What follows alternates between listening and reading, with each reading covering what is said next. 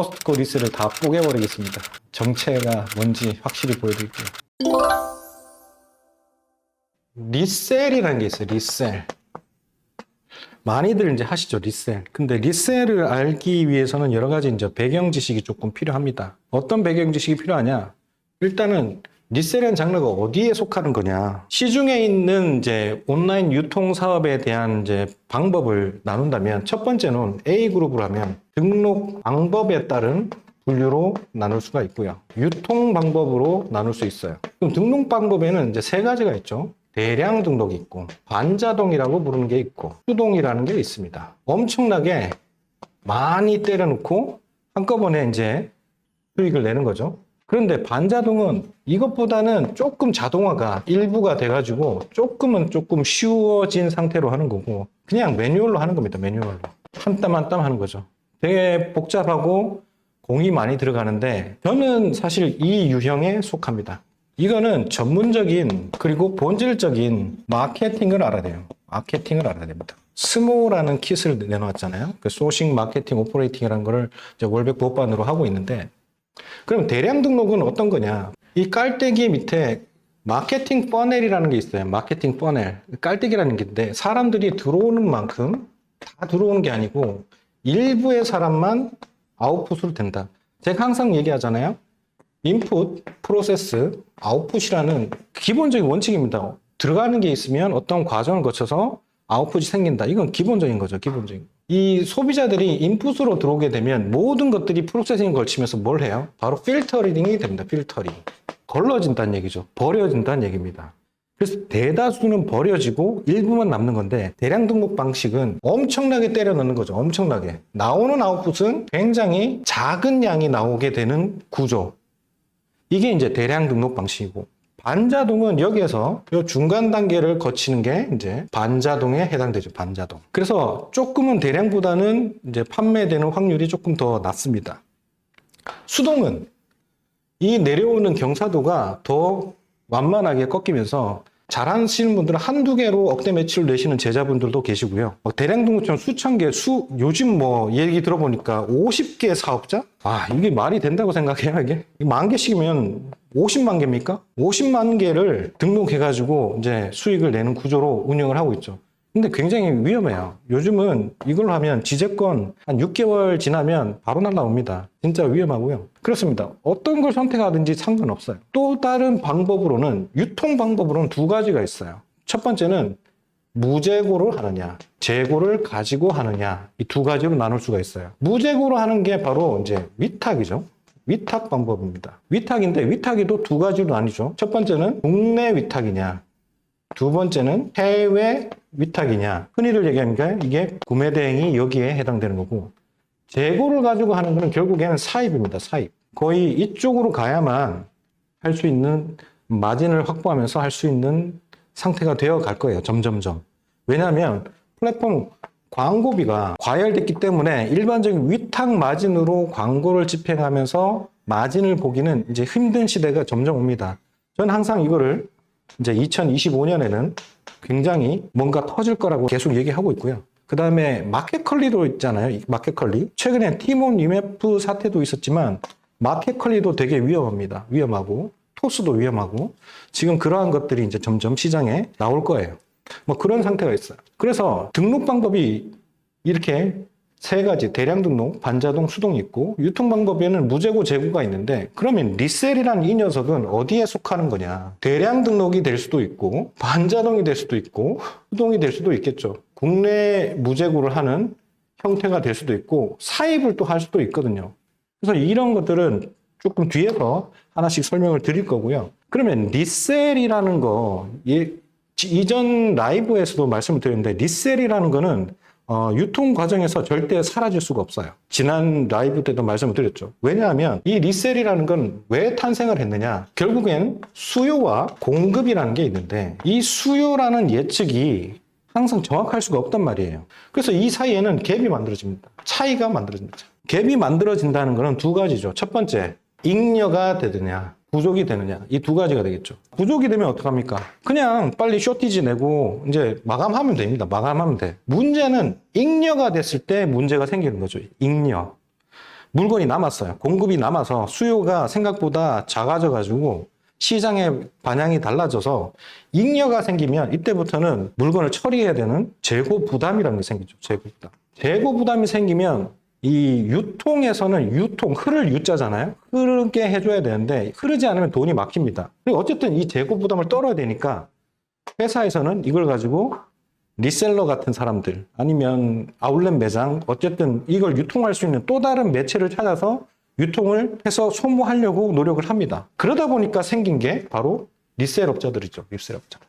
매출 경영이라는 단어가 또 여기에 붙네요. 매출 경영을 하게 되면 경영 목표를 보니까 한 10억 정도가 모자라요. 그냥 10억 정도가 모자란데 빅세일을 해서라도 10억 매출을 마이너스 수익이라 하더라도 매출을 내기 위해서 10억을 벌여야 돼. 매출을 그 타겟을 못 맞추면 금융권에서 이제 압박이 들어오니까요. 그러면 이걸 갖다가 유통업자한테 뿌립니다.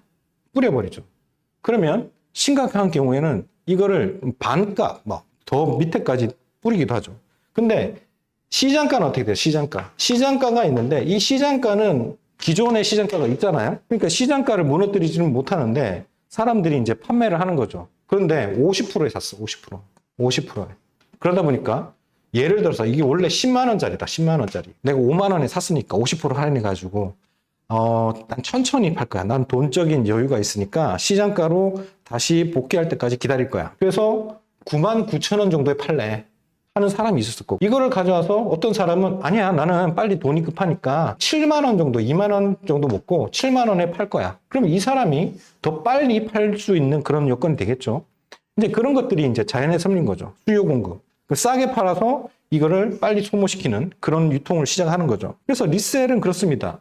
그리고 리셀이라는 게 또 합법적이잖아요. 왜냐하면 이 리셀이라는 거는 결국엔 브랜드 상표권을 가지고 있어요. 상표권. 브랜드 상표권을 갖고 있기 때문에 가품이 아니라 정품이기 때문에 정품을 유통하는 거는 합법입니다. 그들의 브랜드를 그대로 써도 돼요. 왜냐하면 이 상품 자체가 나이키라고 붙었다면 나이키의 상표권을 가진 제품인 거예요. 그래서 이 상품을 정품으로 다시 판매하는 건 합법이거든요. 그래서 이 리셀이라는 장르는 수요와 공급의 이 갭 때문에, 차이 때문에 언제든지 발생할 수밖에 없다. 사라질 수 없는 장르다. 이렇게 보시면 돼요. 근데 이걸 이제 요즘 해가지고 이제 프리미엄 명품 리셀이라든지 이런 걸로 이렇게 또 파생시켜서 하시는데, 프리미엄이 붙는다 이렇게 얘기하시는데, 본질적인 리셀은 프리미엄을 붙이는 리셀이 아니고요. 이 수요 공급을 맞추기 위한 유통업자들, 제조사들이 매출 경영을 하기 위해서 만들어지는 자연적인 유통 구조인 거다. 이렇게 이해하시면 될 것 같아요. 그러면 이 중에서 오늘 얘기하는 코스트코 리셀에 대해서 얘기할 겁니다. 코스트코 리셀은 왜 재밌을까? 왜 가능하고 어떤 구조를 가지고 있을까? 물론 오늘 얘기하는 거는 제가 뇌피셜이라고 얘기했잖아요. 왜냐면 내가 코스트코 리셀을 알지만 내가 직접 한 건 아니거든요. 뇌피셜인 거죠. 그래서 제가 알고 있는 지식은 전달 드리겠지만 코스트코 리셀에 대해서 한번 제 나름대로 분석한 이야기를 조금 나눠보려고 합니다. 복리그로스 지원자 맞나요? 라고 또 호모카오스님이 물어보시는데, 이미 정원은 초과된 지 좀 오래됐어요. 오래됐는데 아직은 접수를 받고 있고 1기라서 조금 더 신경을 써야 되기 때문에 최대한 많이 받아서 조금 필터링을 좀 하려고 합니다. 그래서 1기에 관심 있으시면 지원하시면 됩니다. 뭔가 많아요. 코스트코 리셀을 다 뽀개버리겠습니다. 정체가 뭔지 확실히 보여드릴게요. 회사 근처에 코스트코가 있습니다. 그 코스트코에 가니까 벌써 지금 이런 할로윈, 그 다음에 크리스마스 눈사람이 이렇게 벌써 가판대에 올라와 있습니다. 여러분들이 착각하시면 안 되는데, 코스트코는 원래 코스트코 홀세일이라기 때문에 그 말은 도매입니다. 그래서 도매이기 때문에 일반적인 소매보다 더 빨리 움직입니다. 오픈을 하고 나니까 창고형 도매였는데 사람들이 소매를 사가네? 그렇게 해서 이제 이게 조금 변질이 된 상태인 거죠. 코스트코 리셀에 대해서 좀 먼저 말씀드리자면, 품질이 좋은 코스트코 상품을 무재고 또는 사입으로 소싱을 해가지고 파는 겁니다. 그렇기 때문에 품질이 좋은 코스트코 상품을 소비자들은 이게 무슨 상품인지를 알아요. 그렇기 때문에 품질이 좋은 코스트코 상품을 무재고 또는 사입으로 근처에 있으면 대량으로 사든지 아니면 주문이 들어왔을 때 매입을 해서 그 상품은 바로 택배를 보내서 하는 건데, 일단은 굉장히 좋은 거는 인지도가 아까처럼 방금 전 말씀드린 것처럼 인지도가 있기 때문에 광고 없이도 판매가 가능하다. 요즘은 조금 과열돼서 광고하시는 이제 셀러들이 좀 많이 늘어났죠. 그래서 인지도가 있는 상품을 판매하기 때문에 브랜드 자체가 유입할 수 있는 파워를 가지고 있기 때문에 광고가 일반 상품보다는 훨씬 적게 들어간다. 근데 문제는 이제 과잉 현상이 있고 시장가가 형성이 되어 있기 때문에 고부가 가치를 높여서 비싸게 파는 거는 조금 어려울 수 있다. 그래서 순 마진보다는 백 마진을 통해서 수익화하는 게 전략이다. 세 줄 요약을 하면 이게 이제 코스트코 리셀입니다. 그러면 코스트코 리셀이 왜 좋으냐? 반품 정책이 어마어마한 거죠. 지속적인 반품 시는 거부를 하지만 전체적으로는 90일 이내는 반품으로 가능하다. 이게 미친 거죠. 반품 다 하세요. 90일 동안에. 문제 있으면 저희들이 책임질게요. 이런 자신감으로 품질 좋은 걸 갖다 놓고 팔기 때문에 인지도가 굉장히 코스트코는 믿을 만한 상품이구나 라는 인식이 이제 시작이 된 거죠. 이제 다른 이제 특정 상품이나 프로모션 상품 같은 경우는 별도의 이제 예외 규정이 있어가지고 안 되는 경우는 있지만 대부분은 90일 이내에 반품이 됩니다. 일반 상품과 다 있는데 일반 상품 같은 경우는 의류 생활용품들 같은 경우는 기간이 없어요. 식품도 기한이 없어요. 그 다음에 화장품 같은 경우에는 퍼스널 케어나 화장품 같은 경우에는 개봉하여도 반품이 가능합니다. 근데 미사용 시에는 전액 환불이 되고 트러블 같은 거는 매장에서 상담 데스크에 가서 잘 설명을 해야 이제 환불을 받을 수 있고요. 귀금속은 감정서와 원래 포장이 필수입니다. 귀금속은 이제 고가품이기 때문에 감정서라든지 이게 반드시 있어야 되는 거죠. 본사나 특정 매장으로 반품이 제한될 수도 있다. 이런 문구도 있습니다. 그 다음에 전자제품, 가전제품도 90일 이내에는 원래의 포장 상태와 구성품이 있다면 반품이 됩니다. 포장을 뜯어도 상관없어요. 원래 포장 구성품이 있고 그 포장 상태가 양호하면 뜯어서 재포장을 하면 사용하더라도 문제가 생겼다면 반품이 됩니다. 휴대폰이나 이렇게 SSID라고 하나요? 이렇게 시리얼 넘버가 있잖아요. 노트북도 시리얼 넘버가 있고 이런 것들은 시리얼 넘버가 이미 부과되는 거기 때문에 개통 이후에는 문제가 생겨서 이런 것들은 별도 정책으로 반품이 안 될 수도 있다. 그리고 가구 매트리스는 90일 돼 있는데 제품이 깨끗한 상태여야 되고 부피가 크기 때문에 반품 과정이 복잡하고 배송비가 청구될 수 있다.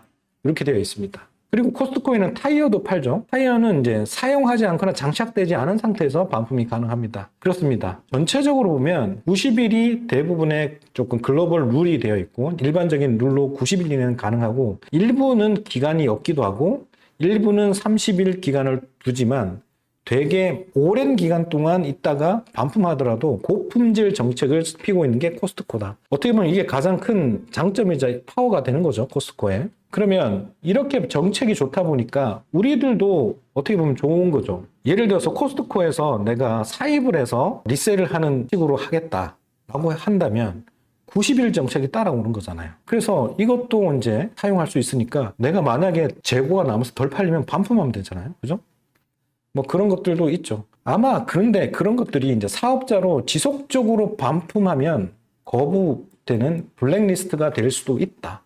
그래서 정책은 그렇지만 일부 예외 정책들이 있기 때문에 이 부분도 주의해서 하셔야 된다. 뭐 이런 게 있고요. 그럼 수익 구조가 있는데 수익 구조가 재밌습니다. 수익 구조. 그러면 코스트코가 품질 좋고 쉽게 이제 매장에서 가져올 수도 있고 인지도도 있고 잘 알겠어. 그럼 수익 구조가 마진이 어떻게 남느냐? 이게 어떻게 보면 핵심이 될 수 있겠죠. 여러 가지 이제 마진 구조가 여러 가지입니다. 하나씩 설명드릴게요. 구매 마진이라는 거는 내가 매입가를 싸게 매입을 해서 그 원래 시장가로 팔면 그 사이에서 마진이 생기잖아요. 그래서 그 마진을 챙기는 게 구매 마진을 위한 이용한 방법이 되는 거고 그렇게 되다 보면 대량 구매에 따른 할인을 받을 수 있습니다. 이벤트 상품이 있는데 이벤트 상품에 대한 할인도 받을 수 있죠. 주기적으로 특정 상품에 대한 할인율을 제공하고 선착순 100명, 인당 개수 제한 뭐 이런 것들도 하는데 그런 거 하다 보면 이제 이 카드를 진짜 여러 장 들고 가서 한 사람이 사는 경우도 있습니다. 코스트코 리셀 하시는 분들 같은 경우에는. 그리고 회원 전용 쿠폰북이 있고 타임 세일이라는 게 있는데 특정 시간대에만 적용되는 타임 세일이 있어요. 그래서 방송을 막 합니다.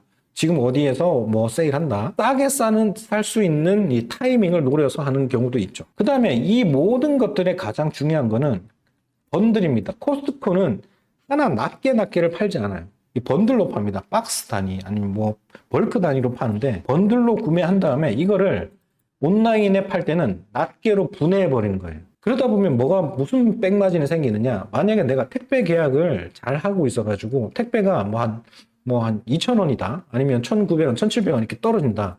그러면 소비자한테는 3,000원, 3,500원을 받게 되면 택배비에서도 마진이 생겨요. 그래서 그대로를 팔더라도 마진이 생기는 구조로 갈 수 있는 게 이 번들을 낱개로 분해해서 파는 방법이죠. 그 다음에는 이제 프리미엄, 특히 시즌별 할인이 있는 게 있고 온라인 구매에서도 개수 제한 등 뭐 이런 것들이 있습니다. 한정 제품이 있어, 한정 제품. 그러면 이 구매 마진은 결국에는 두 가지가 있죠. 한정 상품 프리미엄을 받는 리미티드를 할 거냐, 아니면 처음부터 매입가를 싼 거를 잡아서 마진을 확보할 거냐. 이 두 가지가 큰 축인데 사실 이거는 중요한 게 아니에요. 중요한 게 아닙니다.